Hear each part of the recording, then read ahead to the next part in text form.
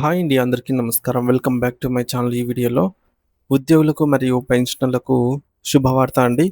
16 నెలల DA, DR అరేర్స్ బిల్లులు జమ అవుతున్నాయి అంటూ అప్డేట్ రావడం జరిగింది. సో, దీనికి సంబంధించిన పూర్తి వివరాలు ఈ వీడియోలో తెలుసుకుందాము. వీడియో అయితే ఎక్కడే గాని స్కిప్ చేయకుండా ఎండ్ వరకు చూస్తే అప్పుడే ఇన్ఫర్మేషన్ పూర్తిగా అర్థమవుతుంది. అలాగే వీడియో చూస్తున్న ప్రతి ఒక్కరు వీడియోకైతే లైక్ చేయండి ఫ్రెండ్స్. ఈ వీడియోని తోటి ఉద్యోగ, పెన్షనర్ మిత్రులతో అయితే షేర్ చేయండి. కొత్తగా మన ఛానల్ చూస్తున్న వారైతే సబ్స్క్రైబ్ చేసుకోండి. సబ్స్క్రైబ్ చేసుకోవడం వల్ల నేను చేసే ప్రతి ఒక్క వీడియో మీ వరకు రీచ్ అవుతుంది. ఇక ఆలస్యం చేయకుండా వివరాల్లోకైతే వెళ్ళిపోదాము.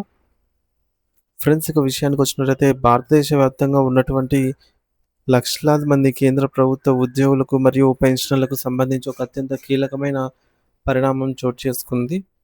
సో, వారి వేతన సవరణ కోసం కేంద్ర ప్రభుత్వం 8వ వేతన సంఘాన్ని అధికారికంగా ఏర్పాటు చేసింది. వేతన సంఘం ఇప్పటికే తన కార్యకలాపాలను ప్రారంభించి సుమారు 6 నెలలు గడిచిపోయింది. సాధారణంగా ప్రతి 10 ఏళ్లకు ఓసారి కేంద్ర ప్రభుత్వం తన ఉద్యోగుల జీతభత్యాలను పెంచడానికి ఇటువంటి వేతన సంఘాలను ఏర్పాటు చేస్తూ ఉంటుంది. ఈ క్రమంలోనే 8వ వేతన సంఘం దేశ ఆర్థిక పరిస్థితిని, ద్రవ్యోల్బణాన్ని మరియు ఉద్యోగుల అవసరాలను పరిగణలోకి తీసుకొని కొత్త వేతన నిర్మాణాన్ని రూపొందించే పనిలో నిమగ్నమై ఉంది. ఇక ఆంధ్రప్రదేశ్ రాష్ట్రంలోని పరిస్థితిని గమనిస్తే ఇక్కడ కూడా 12వ పీఆర్సీని సాధ్యమైనంత త్వరగా అమలు చేయాల్సిన ఆవశ్యకత ఎంతో ఉంది. అయితే ప్రస్తుతానికి ఆంధ్రప్రదేశ్‌లో కొత్త పీఆర్సీకి సంబంధించి కనీసం కమిటీ చైర్మన్‌ని కూడా ఇంకా నియమించలేదు. ఇది రాష్ట్ర ప్రభుత్వ ఉద్యోగులలో కొంత ఆలోచన, ఆందోళన కలిగిస్తోంది. వాస్తవానికి ఏపీలో కొత్త పీఆర్సీ అనేది 2023 జూలై 1 నుండే అమల్లోకి కావాల్సి ఉంది. కానీ ఇప్పటి వరకు దాని గురించి ఎటువంటి అధికారిక ముందడుగు పడలేదు. అంటే ఇప్పటికే సుమారుగా 3 సంవత్సరాల కాలం గడిచిపోతున్నా గూడా రాష్ట్ర ఉద్యోగులు పాత వేతనాలకే పరిమితం కావాల్సి వస్తోంది. సో, మరి దీనివల్ల పెరుగుతున్న ధరలకు అనుగుణంగా జీతాలు పెరగక వారు ఆర్థిక ఇబ్బందులు ఎదుర్కొంటున్నారు. మరోవైపు కేంద్ర ప్రభుత్వ ఉద్యోగుల విషయంలో పరిస్థితి కొంత వేగంగా కదులుతోంది. 2026 జనవరి 1 నుండి ప్రారంభం కావాల్సినటువంటి కొత్త వేతన సవరణ కోసం కేంద్రం ఇప్పటికే కమిటీ చైర్మన్‌ను నియమించింది. సో, పనిని కూడా ఈ మేరకు వేగవంతం చేసింది. రాబోయే 12 నెలల కాలంలో ఈ యొక్క కమిటీ కేంద్ర ప్రభుత్వానికి తన తుది సిఫార్సులను మరియు నివేదికను అందజేయవలసి అయితే ఉంటుంది. ఈ యొక్క నివేదిక ఆధారంగానే ఉద్యోగుల ప్రాథమిక వేతనం, వివిధ అలవెన్స్‌లు మరియు పెన్షన్‌లలో ఎంత శాతం పెరుగుదల ఉండాలనేది నిర్ణయించబోతోంది. దేశవ్యాప్తంగా ఉన్నటువంటి కోట్లాది మంది కేంద్ర ప్రభుత్వ ఉద్యోగులు మరియు విశ్రాంత ఉద్యోగులు ఈ వేతన సంఘం చేసే సిఫార్సుల కోసం ఎంతో ఆశగా, ఉత్కంఠతో అయితే ఎదురు చూస్తూ ఉన్నారు. ప్రస్తుతం ఉద్యోగుల మనసులో మదులుతున్నటువంటి అత్యంత కీలకమైన ప్రశ్న ఏమిటంటే, కొత్త వేతన సంఘం సిఫార్సులు అమల్లోకి వచ్చిన తర్వాత తమకు రావాల్సిన బకాయిలను, అరియర్స్‌ను ఏ ప్రాతిపదికన లెక్కిస్తారనేదే.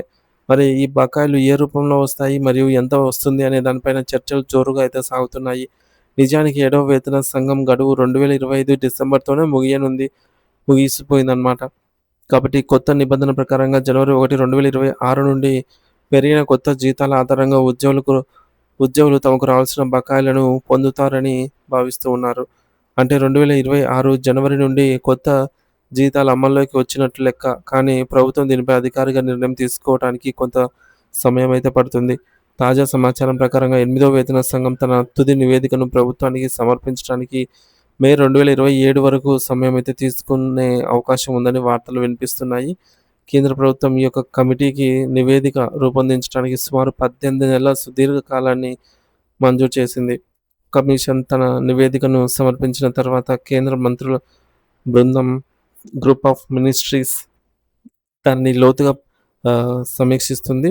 ఆ తర్వాత కేంద్ర మంత్రివర్గం ఆ యొక్క ముసాయిదాకు తుది ఆమోద ముద్ర వేస్తుంది. ఈ మొత్తం పరిపాలనాపరమైనటువంటి ప్రక్రియ పూర్తి కావడానికి మరొక 3 నుండి 6 నెలల సమయం పట్టవచ్చు. అంటే కొత్త వేతన సంఘం సిఫార్సులు బహుశా 2027 చివరి నాటికి మాత్రమే పూర్తి స్థాయిలో అమల్లోకి వచ్చే అవకాశం ఉంది. అయితే కొత్త వేతన నిర్మాణం అనేది జనవరి 1, 2026 నుండి అమల్లోకి వచ్చినట్లుగా పరిగణించబడుతుంది. కాబట్టి ఇది చివరకు కార్యరూపం దాల్చే సమయానికి ఉద్యోగుల ఖాతాల్లో సుమారు 20-24 నెలల కాలానికి సంబంధించిన బకాయిలు నేరుగా జమ అయ్యే అవకాశం ఉంది. ఈ యొక్క బకాయిలను కేవలం ప్రాథమిక వేతనంపై లెక్కిస్తారా లేదా మొత్తం వేతనంపై లెక్కిస్తారా అనేది ప్రభుత్వం తీసుకునే నిర్ణయం పైన ఆధారపడి ఉంటుంది. సాధారణంగా పెరిగిన జీతాలకి మరియు అప్పటి వరకు తీసుకున్నటువంటి పాత జీతానికి మధ్య ఉన్న వ్యత్యాసాన్ని అరియర్స్ రూపంలో చెల్లిస్తారు. ఇదిలా ఉండగా ప్రస్తుతం వివిధ వే ఉద్యోగ సంఘాలు వేతన సవరణ విషయంలో మరియు ముఖ్యంగా ఫిట్‌మెంట్ ఫ్యాక్టర్ విషయంలో ప్రభుత్వంపై గట్టిగా అయితే ఒత్తిడి తెస్తున్నాయి. ఫిట్‌మెంట్ ఫ్యాక్టర్ అనేది జీతాల పెంపును నిర్ణయించే ఒక గణాంకం. గతంలో ఏడవ వేతన సంఘం ఇది 2.57గా ఉంది. కానీ ఇప్పుడు ధరల పెరుగుదల మరియు ఆర్థిక పరిస్థితుల దృష్ట్యా ఈ యొక్క ఫిట్‌మెంట్ ఫ్యాక్టర్ అనేది 3.0గా కన్నా ఎక్కువ మొత్తంలో ఉండాలని ఉద్యోగ సంఘాలు డిమాండ్ చేస్తున్నాయి. ఒకవేళ ఫిట్‌మెంట్ ఫ్యాక్టరు 3కి పైగా ఉంటే ఉద్యోగులు కనీస వేతనం మరియు పెన్షన్‌లలో భారీ మార్పొచ్చే అవకాశం అయితే ఉంటుంది. మరి ఇది జరిగితే ఉద్యోగుల జీవన ప్రమాణాలు గణనీయంగా అయితే మెరుగుపడతాయని చెప్పవచ్చు. సో, మొత్తానికి ఎనిమిదవ వేతన సంఘం ఏర్పాటండి. కేంద్ర ప్రభుత్వం ఇప్పటికే ఎనిమిదవ వేతన సంఘాన్ని ఏర్పాటు చేసి చైర్మన్‌ని కూడా ఈ మేరకు నిర్మించింది. అమలు తేదీ కొత్త వేతన సవరణలు జనవరి 1, 2026 నుండి అమల్లోకి రావాల్సి ఉంది. సో, రిపోర్టు గడువు కమిషన్ తన తుది నివేదికను సమర్పించడానికి మే 2027 వరకు సమయమైతే ఉంది. బకాయిలు అమలైన 2026 జనవరి నుండి లెక్కించి సుమారు 2020 నుండి 20 నుండి 24 నెలల బకాయిలు లభించే అవకాశం అయితే ఉంది. మరి ఏపీ పరిస్థితి ఏందంటే ఏపీలో 12వ వేతన సంఘం 2023 నుండి అయితే పెండింగ్‌లో ఉంది. సో, ఇప్పటికి చైర్మన్ నియామకం కూడా జరగలేదు. ఫిట్‌మెంట్ ఫ్యాక్టర్ విషయానికొస్తే ఉద్యోగ సంఘాలు 3 కంటే ఎక్కువ ఫిట్‌మెంట్ ఫ్యాక్టర్ ఉండాలని అయితే బలంగా కోరుతున్నాయి. సో, కేంద్ర ప్రభుత్వం తన ఉద్యోగుల కోసం 8వ వేతన సంఘాన్ని ఏర్పాటు చేసి నివేదిక కోసం 18 నెలల సమయం ఇచ్చింది.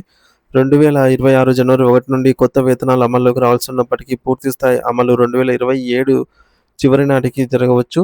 దీనివల్ల భారీగా బకాయిలు వచ్చేటటువంటి అవకాశం అయితే ఉంది. మరోవైపు ఆంధ్రప్రదేశ్‌లో 12వ పీఆర్సీ నియామకం ఇంకా జరగకపోవడంపై రాష్ట్ర ఉద్యోగులు ఆందోళన చెందుతున్నారు. ఫిట్‌మెంట్ ఫ్యాక్టర్ 3కి మించి ఉండాలి అనేది ఉద్యోగుల ప్రధాన డిమాండ్‌గా అయితే ప్రస్తుతం ఉంది.